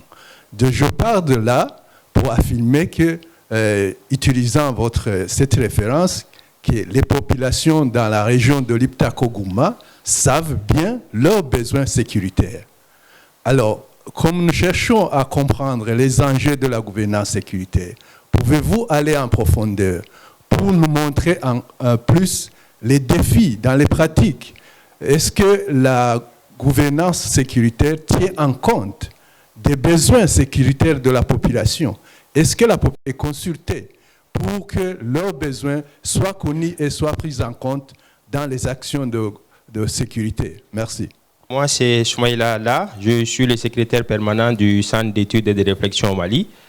Je félicite d'abord les organisateurs pour la qualité du panel. Je reviens tout fraîchement des terrains pour une mission d'audit d'une étude sur la réforme du secteur de la sécurité dans les régions de Mopti, Gao et Tombouctou. Et je voudrais commencer mon propos par quelques témoignages reçus sur le terrain. On va aller assez rapidement. Il y a d'autres témoignages. D'accord. Pour dire que sur le terrain, quand on a rencontré les populations, ce qui ressort, c'est que on arrive à la conclusion que Bamako ne doit plus prendre des décisions tout seul. Je m'explique. Vous avez par exemple le chef de la coordination des légitimités traditionnelles qui dit quand on nous dit que l'État n'est pas présent dans nos localités, c'est une réalité, mais nous pensons que l'État peut avoir une expression à travers nos personnes. Le fait d'avoir été délaissé par l'État nous a amené à signer des pactes contre nature avec les hommes de brousse. Les hommes de brousse, c'est l'appellation donnée au groupe terroriste par les populations des localités en question. Un autre monsieur qui nous dit rapidement, je vais aller rapidement, vous nous envoyez des experts pour qu'ils recensent nos problèmes, nos populations. Mais monsieur, en réalité, la moitié des sous que vous donnez à ces experts-là, si vous mettez les sous en question à ma disposition, je n'ai plus de problème parce que je vais aménager mon petit potager et je fais vivre ma famille. Pour dire que l'État a failli. L'État a failli sur pratiquement tous les plans. Le nexus paix, sécurité et développement ne serait prospéré qu'avec une réelle prise des réalités et des attentes des populations. Ça, c'est indéniable. C'est quelque chose de fondamental. Mais on se rend compte que, par exemple, dans la réforme du secteur de la sécurité humaine est marginalisée. Les populations veulent d'abord aller à l'école, veulent avoir de quoi manger, mais on a mis l'accent sur le tout militaire. Ce qui m'amène à demander aux panélistes, entre autres, quels pourraient être les rôles, sinon la place des légitimités traditionnelles dans la distribution de la justice dans les localités concernées. Premier point. Deuxième point, récemment, le Mali et partiellement le Burkina ont affirmé vouloir négocier avec les groupes terroristes. Quelle est la perception des panélistes sur la question? Merci beaucoup. Moi, c'est Kadidiatou Sanogo, journaliste à Mali Web. Journaliste à Mali Web. Mali Web. Oui, oui. J'avais entendu Chine Nouvelle. D'accord, c'est Mali Web. D'accord, moi, je vois que les mots sont connus, hein, et l'État est surtout indexé ici par les panélistes. Bon, moi, je me dis peut-être, le candidat, monsieur le ministre, le candidat, vous dites que lorsque vous êtes sur le terrain, on s'attend à ce que vous leur donnez de l'argent. Vous, en tant que candidat, ne pensez-vous pas que si vous les apportez un projet de développement, ça pouvait parfaitement contribuer à lutter contre la sécurité et puis les amener à voter pour vous? Et deuxièmement aussi, je m'adresse à l'entrepreneur.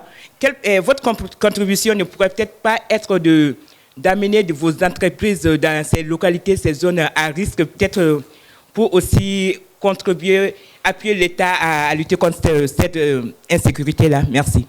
Bonjour. Awa Traoré, du journal Nouvel Horizon. Nouvel Horizon. Oui, Nouvel Horizon. C'est un quotidien? Oui, le premier quotidien privé du Mali. Parfait, allons-y. Je vous invite à le lire. Très Entendu. intéressant. Alors moi, j'ai deux questions. La première est dirigée vers M. Koulibaly. Vous avez dit que qu'il y a la présence d'une masse silencieuse qui ne réagit pas. Ma question c'est, est-ce que la masse silencieuse ne réagit pas ou est-ce qu'elle réagit mais à travers des personnes qui ont plutôt des intérêts personnels à assouvir? Je pense que c'est plutôt le cas, mais bon. Voilà. Oui. Et la deuxième, c'est ce que M. Ouedraogo a eu à dire concernant l'alternance politique. Il dit que ceux qui sont aux affaires n'ont pas donné de résultats. Malheureusement, en tout cas pour le Mali, ce qu'on observe aujourd'hui, c'est que les personnes qui sont en train de mener le combat pour le changement sont les acteurs de 91. Donc les nouveaux acteurs sont attendus et nous invitons M. Koulibaly à sortir davantage la tête. Merci. Mais voilà. Donc voilà, je vais vous laisser la parole. Chacun va avoir 7 minutes pour parler, donc pour résumer, répondre aux questions, faire des observations. Et je vais commencer par le ministre Ablassé Ouedraogo. Après, ce serait vous. Et on va terminer par Seydou Mamadou Koulibaly. Voilà. Je suis tellement content de la réaction donc, du public dans la salle, parce que tout ce qui est soulevé comme piste de réflexion à approfondir là témoigne du fait que nous sommes tous concernés par ce qui se passe actuellement dans le Liptako-Gourma de façon particulière et dans le Sahel de façon globale. Beaucoup de choses ont été demandées ici. Je vais essayer de dire ce que je peux. Nous sommes un panel, donc c'est un travail complémentaire que chacun apporte. Si je prends, c'est Kinda, qui dit que au niveau des Nations Unies, le poste de, comment on appelle, le quoi? Le poste permanent du Conseil de sécurité. Le drame, et c'est la difficulté de l'Afrique, c'est qu'en notre sein, on n'arrive même pas à nous mettre d'accord. Même si ce matin-là, on dit, vous avez le poste là, pour pouvoir pourvoir à ce poste-là, ça va être des problèmes. C'est une question, moi j'étais ministre des Affaires étrangères, on en a débattu, mais je ne pense pas que même jusqu'à ce matin-là, on ait fait des progrès dessus. C'est vrai, c'est une nécessité, c'est une exigence, parce que le monde a évolué depuis la création des Nations Unies, du Conseil de sécurité, et aujourd'hui, il y a des ajustements nécessaires à opérer. Malheureusement, je dis et je le répète avec force, au sein des Africains même, on n'a pas une solution unique. Tout le monde veut aller être membre permanent au sein du Conseil de sécurité. Sur les questions de développement, et mon ami Ima a bien développé cela, on ne peut jamais être mieux servi que par soi-même. La meilleure politique, la politique la plus efficace, consisterait à aller auprès des populations dans les villages, les interroger, savoir ce qu'ils veulent. C'est ce que nous disons, aller de bas en haut et déterminer avec eux ce dont ils ont besoin. Si on arrive à amener des investissements pour répondre à leurs attentes, l'entretien, la maintenance, le suivi, ça va être effectif parce qu'ils se sentent responsables, ils se sentent concernés. Donc, c'est ce qu'il faut faire. Malheureusement, jusque-là, on fait des politiques de développement de haut en bas. C'est-à-dire que vous avez des gens qui sont assis, qui réfléchissent à des plans de développement, et puis ils vont faire de la distribution dans les villages. Ça ne paye pas. Par rapport à mes propositions sur le terrain, quand je dis que les gens donnent de l'argent, c'est une réalité à cause de la pauvreté, à cause de la misère.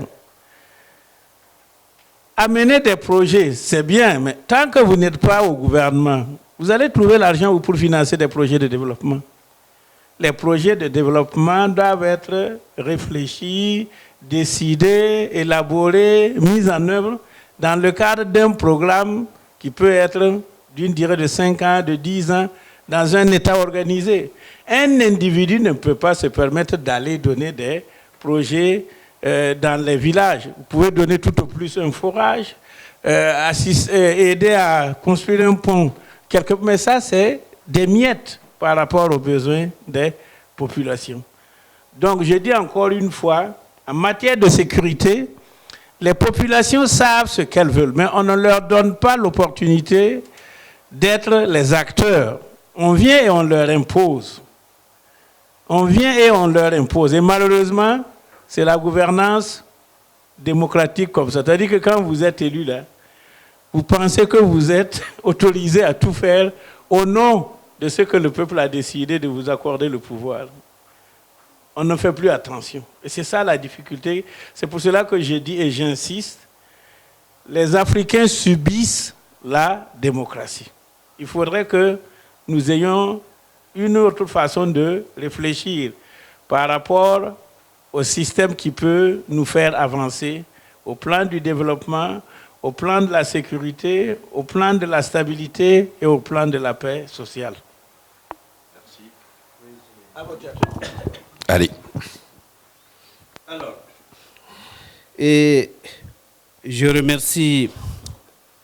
vous remercie pour les questions, mais je vais d'abord, Diarra, merci pour les bonnes questions que vous posez, et surtout vous êtes revenu sur le sommet de N'Djamena qui décide de déployer 1200 Tchadiens. Comme réponse à cette question, vous avez ici un rapport d'enquête, c'est le rapport que j'ai cité, de la Commission nationale des droits de l'homme au Niger. 102 personnes issues des communautés ont disparu. Les enquêtes sont tombées sur 6 charniers. Voilà, je laisse un document public que je peux laisser à la DECAF. Alors, bien sûr, cela montre qu'il y a un sérieux problème sur le terrain. Les populations ont besoin des forces de défense et de sécurité pour leur apporter la sécurité physique.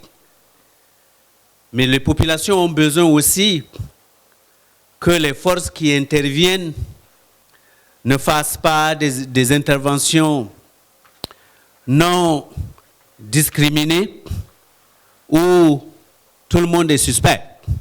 Et c'est ce qui donne ces charniers-là. Alors, j'avoue que c'est une question majeure aujourd'hui. Et je pense que quand le NDA et la DECAF parlent de sécurité, nous parlons de la sécurité humaine. Et la sécurité humaine, la substance ou le substrat, c'est l'ensemble des droits fondamentaux qui permettent à un être humain de vivre dignement dans la paix et de s'épanouir. Voilà donc, à partir du moment où vous parlez, vous êtes revenu sur la question de la légitimité. Mais bien sûr qu'un régime qui n'arrive pas à assurer ses besoins essentiels, oui, mais même s'il est élu à 115%, il perd, la légitimité s'effondre, elle est en rupture. Alors, et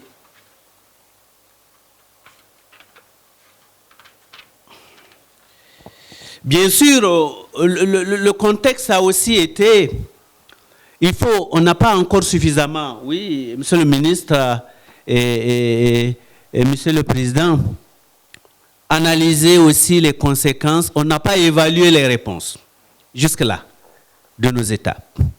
Ce que je constate, c'est que tout Nigérien dans la région de Tillabéri va vous le dire, tout Nigérien dans la région du lac Tchad va vous le dire, les mesures d'état d'urgence ont replongé ou ont plongé encore davantage ces populations-là dans l'insécurité alimentaire.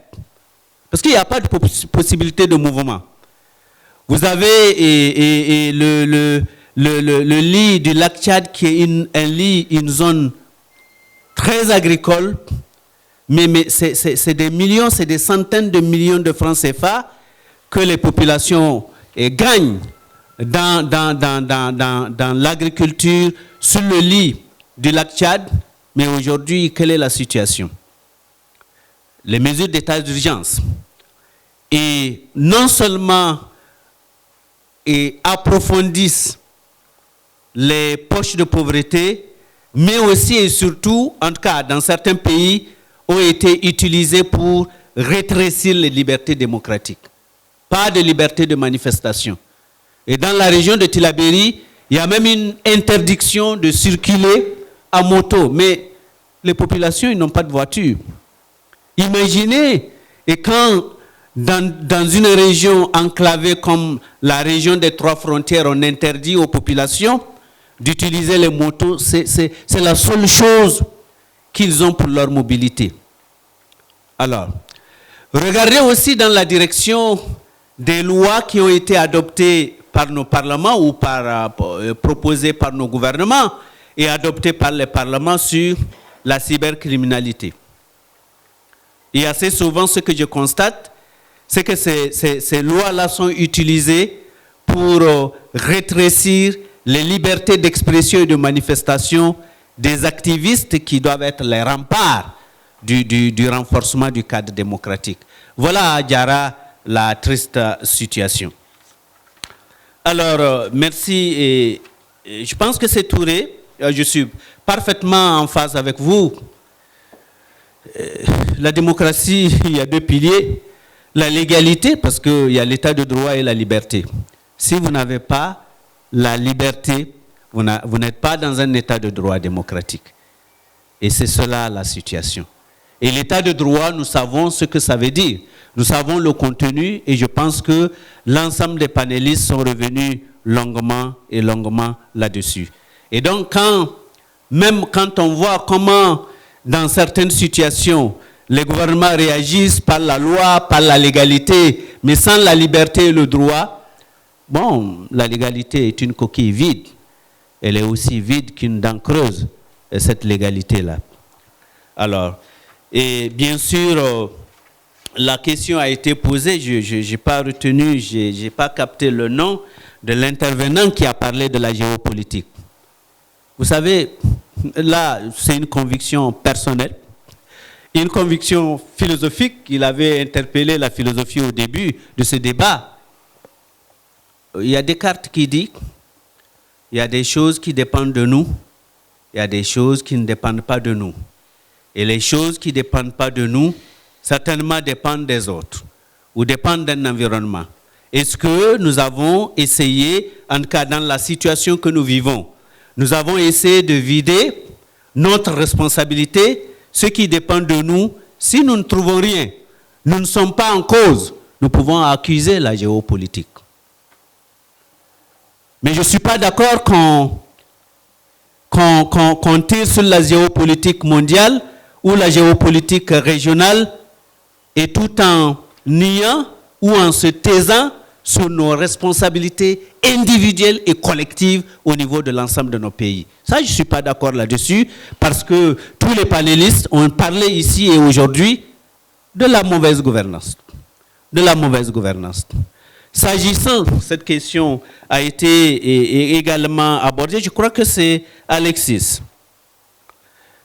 Ce n'est pas le ministre Ablassé qui l'avait dit, c'est moi qui j'avais dit les populations et les communautés ont la science de leurs besoins. Oui. Ah oui, là aussi, je vais servir Serge et Gaston Bachelard, philosophe, épistémologue, il dit ceci, pour parler des citoyens. Il parle de l'opinion. Je le cite, il dit, l'opinion pense mal, elle ne pense pas, elle traduit ses besoins en connaissance. C'est presque une manière pour Bachelard de certifier que l'opinion ou le citoyen, il connaît ses besoins. Mais ces besoins ont besoin d'être transformés par l'expertise des gouvernants, par l'expertise des experts qui élaborent les politiques publiques. Et donc dans les politiques publiques ou dans les projets de société, les programmes de gouvernance, c'est là que nous attendons les gouvernants, c'est là que nous attendons les politiques, c'est là que nous attendons les experts pour la transformation des besoins connus des populations en politique qui repose sur leurs besoins réels. Je travaille sur des programmes de gouvernance ici au Mali, je l'ai fait au Togo. J'entends des choses qui viennent des régions et je termine par là, Serge. Oui. Et quand nous faisons des ateliers en ce moment, j'ai 22 jeunes venus de Ménaka et de l'ensemble des régions qui sont des formateurs. Le NDI, nous avons construit une académie pour former 900 jeunes sur le civisme, la citoyenneté et la démocratie. On pense qu'il faut commencer à agir là. Peut-être c'est aussi une forme de réponse à l'extrémisme violent que de commencer et dès le bas âge à donner ces valeurs-là. Ces 22 formateurs iront dans les régions, organiser des académies et chaque région et sur CV ont été recrutés 25 jeunes multipliés, ça donne 900. Alors, ils disent, souvent nous on a l'impression par rapport aux réformes, le Mali s'arrête à Bamako. Et un peu pour dire, par rapport aux réformes, par rapport aux politiques publiques, le citoyen doit être écouté. Il a la science, encore une fois de plus, de ses besoins. On ne doit pas formuler, on ne doit pas formuler, on ne doit jamais formuler une politique publique sans le concerter. Si vous ne le concertez pas, vous violez un principe fondamental et clé, substantiel de la démocratie, qui est le droit à la participation. Et encore une fois de plus, c'est la participation qui fait une démocratie forte, une démocratie inclusive, une démocratie non discriminatoire. Voilà un peu quelques éléments de réponse qui ne clôt pas le débat, mais qui montrent que, en tout cas, nous sommes tous aujourd'hui, et ceux qui sont sur la table, et vous-même, dans la bonne direction. Il faut revenir, et j'aime bien la formule de Koulibaly, une gouvernance vertueuse. Une gouvernance vertueuse, c'est une démocratie qui met au centre de son animation le citoyen. Si le politologue américain Barber distingue la démocratie faible et la démocratie forte. Il dit la démocratie forte, c'est la démocratie qui fait participer les citoyens. La démocratie faible, c'est la démocratie qui, avec des élus qui sont au-dessus, et comme un substratum, et qui parlent et décident à la place des autres et sans eux. Je vous remercie. Voilà, on va terminer avec vous, c'est Mamadou Koulibaly. Alors vous avez, je crois, une ou deux questions pour vous, et puis en plus un mot avant cette pause. Voilà. Très bien. Alors, donc je voulais juste ajouter que, vous savez, avant 1991, donc avant l'avènement de ce que nous appelons communément aujourd'hui la démocratie, le Mali avait beaucoup de valeurs, notamment être malien même d'abord avant 1991, c'était une fierté en soi. Et c'était également une reconnaissance de son identité. Et avant 1991, on avait une école, parce que moi-même je suis le produit de l'école malienne. J'ai commencé mes études à Markala, donc dans le centre du Mali, dans la région de Ségou. Et voilà, j'ai fréquenté l'école publique. Et après, j'ai fait le lycée de Markala. Après, j'ai fait l'école nationale d'ingénieurs de Bamako, ENI. Et mes études ont été sanctionnées en 1989 par un diplôme d'ingénieur de génie civil hydraulique. Alors, dans ces années-là, il y avait le programme d'ajustement structurel qui passait par là. Et donc, l'accès à la fonction publique pour les jeunes diplômés était franchement un parcours du combattant. En fait, ce n'était plus possible pour nos États de recruter des jeunes diplômés dans les années 1990. Et en même temps, d'ailleurs, les États étaient encouragés dans le cadre des accords qui les liaient aux instructions de Bretton Woods, de plutôt, j'allais dire, mettre à la retraite anticipée un certain nombre de fonctionnaires au motif qu'il y avait un pléthore dans ces fonctions publiques. Voilà, donc c'était ça la réalité. Donc, nous, à l'époque, on avait d'autres choix, on n'avait pas d'autres choix à la limite. On était, ou bien on devenait des chômeurs potentiels, ou bien on devrait créer nos propres entreprises et puis promouvoir l'auto-emploi. Et c'est ce que nous avons fait. Donc nous avons bâti notre entreprise en 1991. Je disais tantôt que cette entreprise est née la même année que la démocratie malienne, puisque SIRA a été bâti en 1991. Et à la faveur donc, des programmes d'ajustement structurel, parce que si l'accès à la fonction publique était possible, on serait des fonctionnaires. Mais je crois qu'aujourd'hui, le fait de n'avoir pas été fonctionnaire, on se rend compte que nous avons, d'une manière ou d'une autre, participé au développement socio-économique de notre pays en n'étant pas fonctionnaire. Donc ça veut dire qu'en étant entrepreneur, on peut aussi contribuer fortement au développement socio-économique d'un pays. Bon, donc, mais nous avons constaté que l'école malienne, avant 1991, était vraiment d'une très très bonne qualité. Et puis on se soignait ici au Mali avant 1991. On avait un système de santé rigoureux, fiable et efficace. Et puis voilà, et puis on avait un État, on avait une autorité à l'époque. Il y avait une autorité, on avait un État, et on avait à la limite même une justice équitable, une justice qui était servie à la population, et j'allais dire avec assez de satisfaction. Alors avec l'avènement du mouvement démocratique, qu'est-ce qu'on a eu? On a dit qu'on a eu la démocratie, oui c'est vrai. On a eu le multipartisme, oui c'est vrai. On a eu la liberté d'expression, oui c'est vrai, mais qu'est-ce qu'on en fait aujourd'hui? À l'heure du bilan, cette liberté d'expression, vous avez vu ce qui se passe sur les réseaux sociaux dans notre pays? Pourtant, quand on va dans les autres pays voisins, ce n'est pas ce qui se passe là-bas au Sénégal. Ce qui se passe sur les réseaux sociaux ici ne se passe pas au Sénégal. Ça ne se passe pas en Côte d'Ivoire. Ça ne se passe peut-être pas au Niger, peut-être au Burkina. Mais pourtant, tout se passe ici sur les réseaux sociaux au nom de la liberté d'expression. On parle de démocratie, de multipartisme. Oui, on nous dit aujourd'hui, on nous signale aujourd'hui l'existence de près de 220, voire 217 partis politiques au Mali. Franchement, vous estimez que ces partis politiques sont là pour servir 219 partis politiques. Vous pensez que ces partis politiques sont là pour servir la population, pour servir ce qui est la vocation première d'un parti politique? Faire de la politique, c'est servir ses concitoyens, c'est servir la population, c'est servir la communauté. 217 partis, ne pensez-vous pas que vraiment c'est des entreprises politiques? C'est ça la réalité. Donc, on peut se rendre à l'évidence que pendant 30 ans, ce que nous avons gagné, ce n'est rien d'autre que le multipartisme, qu'on appelle communément aujourd'hui la démocratie, comme on le dit, à tort, parce qu'une démocratie aussi, comme le ministre Ablassé Ouedraogo l'a signalé, une démocratie qui se vend, ou bien des votes qui s'achètent, ça pose quand même un problème. Et donc, la liberté d'expression, le cas du Mali est le cas le plus criard. Aujourd'hui, ça va dans tous les sens. Tout le monde est victime de cette liberté d'expression, finalement. Alors que la liberté d'expression, ce n'est pas ce que nous vivons ici.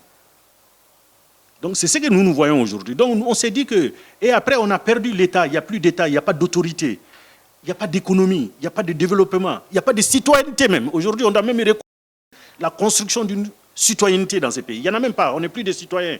Chacun est là, chacun roule pour soi. C'est ça le pays aujourd'hui. L'État n'existe pas. Et on a perdu notre intégrité territoriale. On a perdu notre armée. Avant 1991, on avait une armée aussi. On avait une police, on avait des forces de sécurité, on avait des forces de l'ordre. Donc on a tout perdu. C'est-à-dire qu'avant 1991, on avait beaucoup de choses, mais on n'avait pas la démocratie, certes. Mais quand on a eu la démocratie, on a tout perdu. Et la démocratie qu'on a aujourd'hui, elle est pervertie. C'est ça la réalité. Et donc quand je parle de toute cette masse silencieuse, si vous regardez aujourd'hui le corps électoral du Mali, c'est à peu près 8 millions, voire 8 millions 200 000 personnes. Mais combien d'entre nous votent? À peine 3 millions, à peine 30%, pas plus.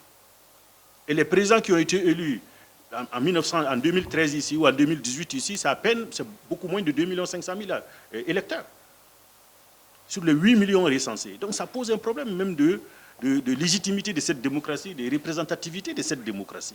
Et toute cette masse silencieuse, c'est aussi les entrepreneurs, c'est les professeurs d'université, c'est les artisans, c'est les pêcheurs, c'est les agriculteurs, c'est les chefs d'entreprise, c'est le secteur privé, c'est la société civile. Mais si vous regardez aujourd'hui, c'est vrai, on ne va pas avoir peur de le dire, nous avons vu, nous, en la politique, une activité subalterne. On a toujours dit que nous, on ne peut pas faire de la politique, on a mieux à faire. ne peut pas faire de la politique parce que voilà, on trouve que c'est une activité méprisable aussi. Mais on se rend compte aujourd'hui qu'on ne peut pas ne pas s'intéresser à la politique, parce que la politique, finalement, comme je l'ai dit, il ne faudra s'intéresser à rien puisque tout en dépend. Et donc, l'apolitisme aujourd'hui, c'est une faute, c'est une erreur, c'est voire une faute à la limite.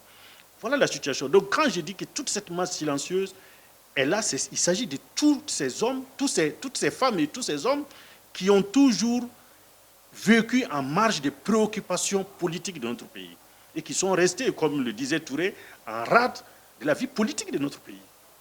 Et comme on a vu pendant les 30 ans, quand on a fait le bilan, on a vu que finalement le Mali n'a absolument rien gagné pendant les 30 ans-là, si ce n'est des débats politiques stériles qui nous amènent nulle part.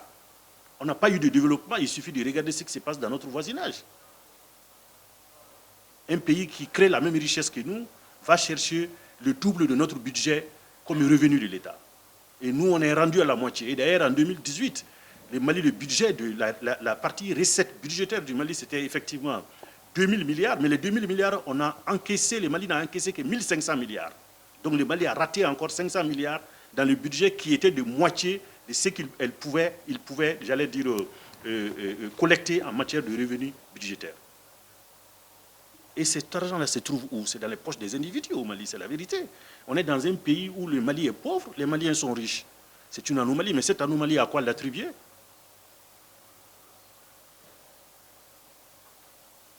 Entre autres, on peut dire à l'inconscience aussi des agents chargés d'alimenter les coffres publics. Puisque dans un pays où tout le monde ambitionne voitures et villas, l'amour de l'argent a étouffé à chacun l'amour de la patrie.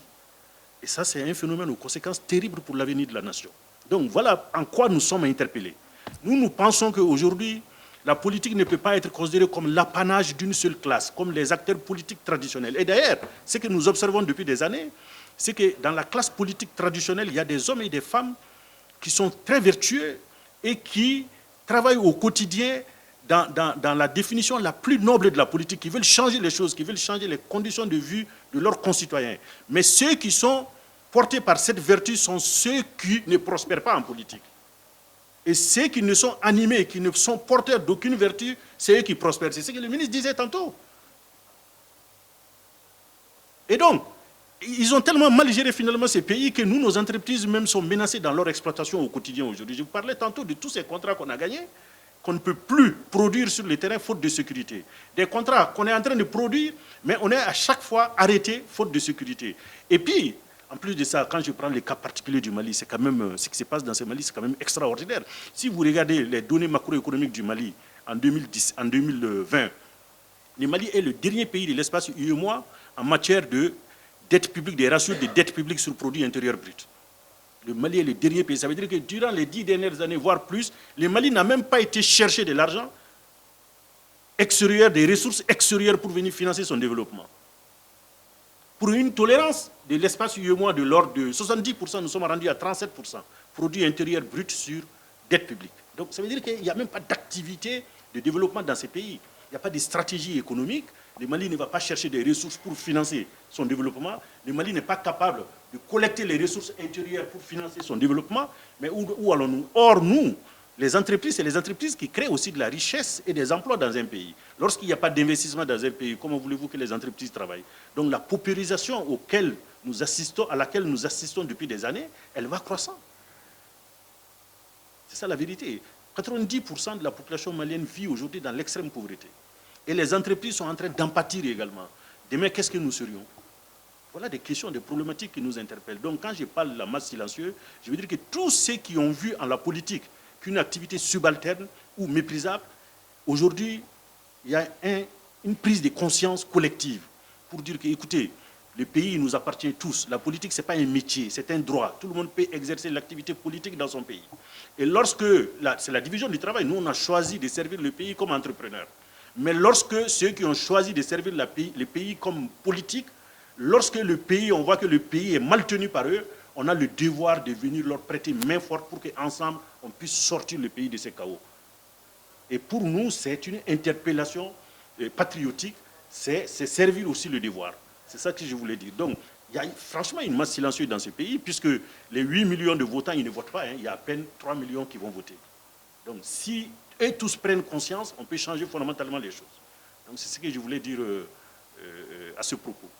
Je vous remercie. Merci beaucoup. Voilà donc un début de programme politique peut-être. Voilà, donc on va faire nous allons faire une pause. Il y a une photo de famille et puis une pause, je crois, café d'abord, si je puis me permettre.